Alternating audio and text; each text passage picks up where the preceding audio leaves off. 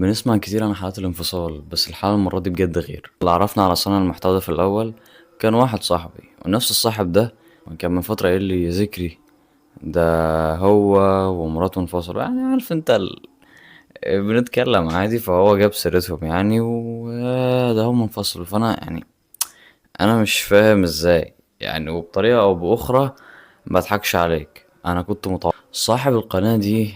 يعني انا حابب دلوقتي اوجه لك كلمة، يعني ان شاء الله الفيديو يوصل لك وتكون سامعه. ربنا يعلم انا بحب محتواك قد ايه، وقد ايه بحب القناة بتاعتك. وكنت زمان ساعة ما انا كنت يعني بحب اللعبة اللي انت بتنشر عنها.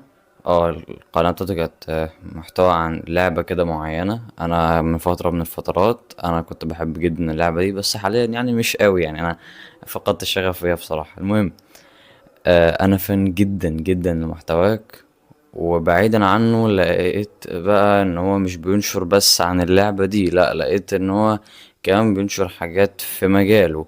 فانا فرحت جدا لان انا لقيت سبب تاني ان انا اتفرج عليه. طريقة كلامك، ثقافتك، خبرتك في المجال بتاعك، انا كنت بحب كل ده.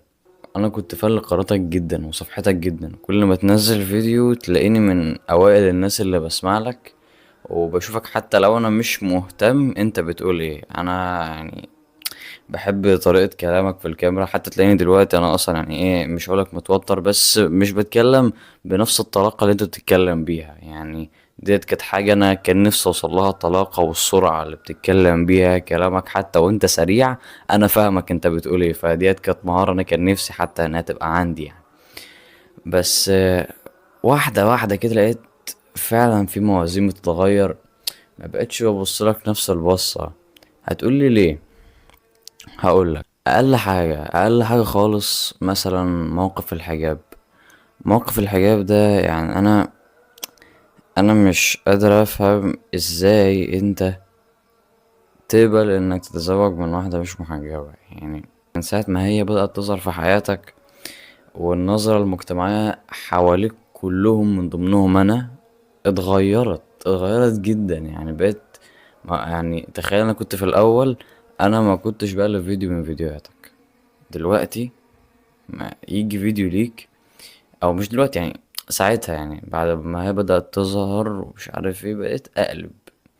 ليه؟ ما حبيتش اللي داير حواليك وحواليها. يعني بقى بيتقال عليك ديوث، بقى بيتقال عليك حاجات انا كمحب ليك تضايقني، فاهمني؟ بس انا اسف، ده كان صح. لان انا معلش، انا مظهرش زوجتي بدون حجاب بقول عنها ان هي طالما راشدة عاقلة فخلاص. لا، انا اسف، يعني انت رجل في البيت. بعيدا عن ده انا مش عارف ايه اللي كان في مخيلتك ساعة ما انت اخترت واحدة بتقلل من الدين الإسلامي، وبتنشر الأفكار الملحدة وبتعملها ريبوستات، ومش محجبة ومش يعني متعارضة مع فكرة الحجاب، وإنها حرة، وإنه مش فرض عليها والكلام ده كله أنت عارفه. وبرضه تكمل. يعني دي نقطة بصراحة أنا مش قادر أستوعبها. مش جاي أذمك، ماشي؟ أنا دلوقتي أنا مش جاي أذمك، أنا دلوقتي أنا جاي أفوقك، أنا جاي أصحصحك.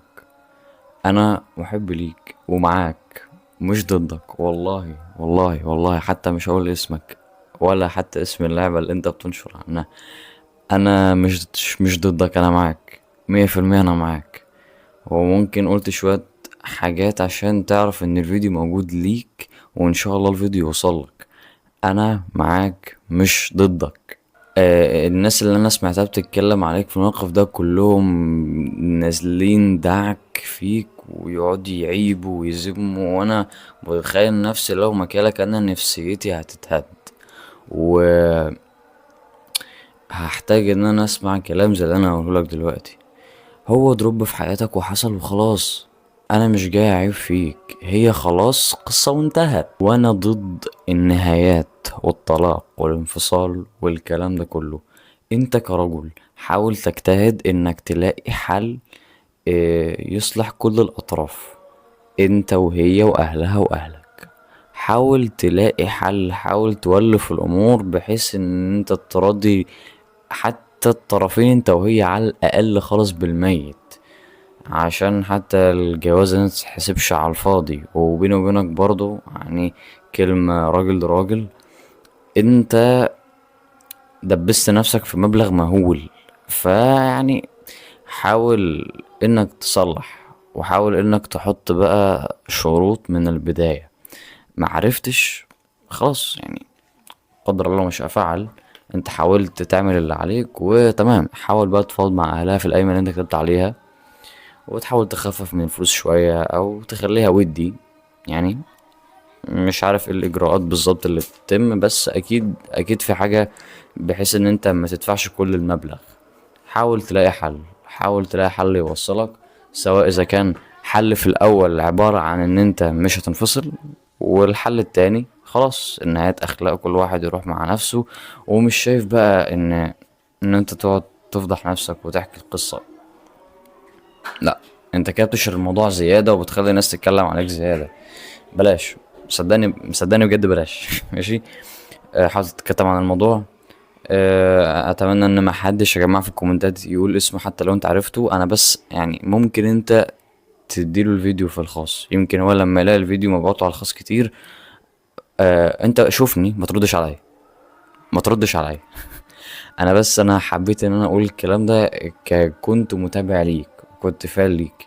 وانا لحد دلوقتي مش هقولك فان، لكن انا برضو مش ضدك يعني. انا مش معاك في اللي انت عملته، بس انا برضو مش ضدك، انا ضد الفعل مش ضد الشخص. انت معايا؟ بس ما انكرش عليك، الحوارات دي كلها بدأت تقفلني منك شوية. فأتمنى انك ترجع، والله اللي فيك صفات حلوة جدا ومحتواك حلو جدا.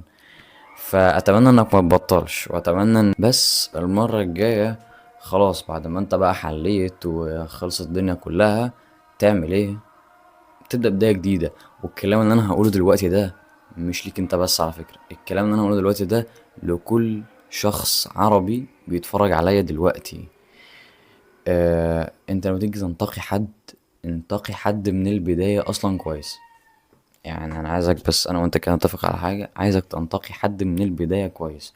انت بقى تقعد مع نفسك كده، انا دلوقتي انا عايز صفاتها تبقى كذا، وانت كبنت نفس الكلام. يعني انت لو انت راسمه في دماغك صفات معينه، اتقدم لك واحد مش هو الصفات دي ارفضيه عادي، عادي. وانت كمان نفس الكلام. امك اقترحت عليك عرسان، طب ايه صفاتهم؟ يوم ده واحد اتنين تلاتة مش عاجباك ارفضها برضو. انتقي من الاول للبنت اللي هتكمل معاك لحد الاخر، لحد معاك بقيت حياتك. انت مش بتختار زوجة، انت بتختار برضو مكونة مجتمع، انت فاهمني؟ فلما تيجي تنتقيها هاتها اولا ترضي الله، ثانيا ترضيك وترضي رغباتك وكل الرغبات. يعني انا مش عايزك بس تنتقي وتنكسف انك تنقيها حتى على حسب رغباتك الشكلية او الجنسية او ايا كان، اختار برضو. والله عايزة تبقى بالجسم الفلاني ماشي مش مشكلة، والله عايزها بالشكل الفلاني مش مشكلة برضو، دي رغباتك انت في الاول وفي الاخر، مش مشكلة يعني، مش مشكلة. عادي اختار، بحيث انك قدام ما تندمش على حاجة، بحيث ان انت قدام ما تحسش ان انت انا مفتقد شيء، فحتى انت تبص لبره فيحصل مشاكل. عايزك تبني لقدام قوي، فاهم؟ باختصار شديد، حاجة ترضي ربنا، ثانيا ترضيك بس لا غير. وزي ما قلت لك في الاول وفي الاخر، انا ضد الفعل مش ضد الشخص. انا لسه بحب محتواك، انا لسه بحبك انت كطريقة كلام وكثقافة، وانا اطمح ان شاء الله ان انا اعرف اتكلم في الكاميرا زيك. بس اتمنى ان رسالتي توصلك، واتمنى تعرف تطلع من اللي انت فيه، ويا رب يا رب يا رب يعني، عشان احنا كلنا عارفين الغلط من مين. ان شاء الله ربنا يطلعك منها على خير، وان شاء الله ان شاء الله ان شاء الله نرجع وتقول لنا الحمد لله ان انت يا اما اتصالحتوا، يا اما ربنا يوفقك مع واحدة تانية، ايا كان. لكن انا عايزك تفهم ان انا اتمنى لك كل خير. وانا مش جاي يا جماعة اطلع في ترندات، يعني انا مش بتاع ترندات، وكل عارفني الحمد لله. انا مش اصلا يعني حاجة الكلام فكرتين في كل حاجة. أنا هدفي من ساعة ما حولت محتوايا من الرسم اللي أنا بتكلم فيه حاليا اللي هو التطوير وما إلى ذلك، إن أنا شايف آفات في مجتمعنا العربي بينحدر، مجتمعنا العربي يعني عمال ينزل. فأنا عندي كلام أقوله وعنده طموح ان شاء الله ان انا اغير المجتمع بتاعنا تماما، اغير فكره، اغير تقاليده، اغير عاداته. محمد، ده هدف صعب، انت هتغير حاجة من ملايين السنين، مش مشكلة. يعني انا اقولك فكرة بسيطة زي حوار انتقاء الزوجة ده، انا عايزك بس تبص معايا هيعمل ايه قدام. يعني عايزك بس تتخيل معايا الحوار ده هيعمل ايه قدام. ان تخيل كل واحد عرف ازاي ينقي الزوجة الصح دلوقتي، اللي اللي ترضي الله ثم ترضي. تخيل ايه الاجيال اللي هتطلع، تخيل ايه الاجيال اللي هتقعد نفس قعدتي ديت وتحاول انها تغير في المجتمع اللي حواليها للاحسن. لكن تخيل كام واحد هيحاول يقول كلام كويس، كم قعدة هتشوفها تبقى اسمها القعدة الصالحة اللي بجد، مش القعدة الكدابة اللي انت تقعد معاها في القهوة وتلاقي نفسك بتتناقش وبتشتم وي وي وي وي وي. لكن تخيل بس حاجة زي دي هتكون لك أسرة عاملة ازاي، جيل عامل ازاي. هيبقى جيل صالح، هيبقى جيل كويس. انت بس تنتقي زوجة صالحة ترضي الله ثم ترضيك، تكون جيل صالح تربيه، وان شاء الله ان شاء الله ان شاء الله يكون صالح، يكون مؤثر في المجتمع، يكون انت لو فكرت معايا اللي بعيد هتلاقي لا، مجرد فكرة بسيطة زي دي، خطوتين ترضي الله ثم ترضيك، تخيل بقى في المجتمع كله الموضوع هيبقى ماشي ازاي. انا جاي هنا عشان اغير المجتمع، انا جاي هنا عشان اطور من المجتمع اللي حواليا، فايدك في ايدي نغير مجتمعنا الاحسن للافضل. فور بيتر. سلام.